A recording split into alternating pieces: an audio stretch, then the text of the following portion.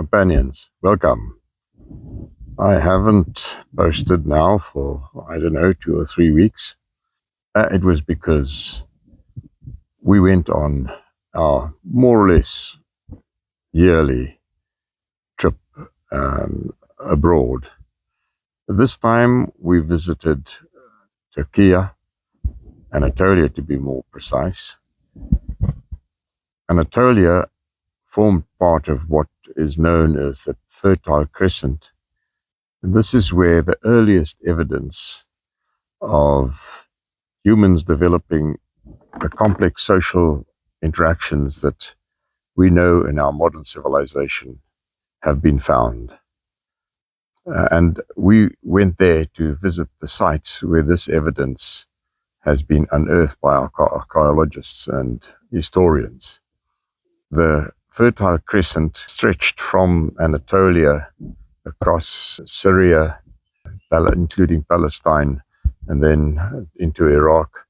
And in Anatolia, some of the very earliest evidence of this complex social interaction between humans have been found, where humans started to dwell in villages with organized communities and bureaucracy and social hierarchy. And this was fascinatingly interesting. But I want to tell you about the bush, and today I want to tell you about kudus. Now, it is very difficult for me to single out that any particular antelope is my favorite. There are so many contenders. There is, for instance, the fierce warrior, the scimitar prince, the sable, the one that can fight off a pack of wild dogs, even a lion. Then there is its cousin, the roan, which is equally impressive. And it is one of my favorites because it is the largest antelope after giraffe on the Savannah. And it is relatively scarce. You don't easily see them. And then, of course, there are the small antelope, which are absolutely exquisite. There's the impala, the great leapers of the Savannah that seem to float through the air as they leap incredibly long distances. And the most dainty, the most delicate of them all, the steenbok, which is so refined that it actually covers its droppings. But let's talk about kudu. Now, let me say that kudu are hard to spot on foot in the bush. They are highly alert, and they have got extremely sharp senses. Their hearing is acute. Their eyesight is extremely sharp, and they have got very, very good smell. And they are shy and reclusive animals. They rest up in thickets during the day, and when they are even a little bit disturbed, then they will stay there until nightfall and only start becoming active once it gets dark. The best one usually can achieve are their tracks and waterholes or somewhere in the veld. And or maybe if you're even luckier than that, then those white tufts of their tails as they run away from you. But to find a really fine kudu bull in his prime is very special, especially if you get a good view of him. Those magnificent spiraling horns, fine lines of the nose and the mouth and the nostrils, and then that massive neck like the torso of a big man.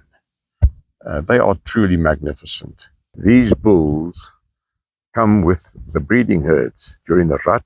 When it's not the rut time from about June onwards, then they form bull herds, or they move around singly. The bull herds are usually between 4, 5, 6 bulls together. The breeding herds consist of the cows and the young and so on, maybe 5, 10, I have seen 15, but that's large. A cow usually has a single calf.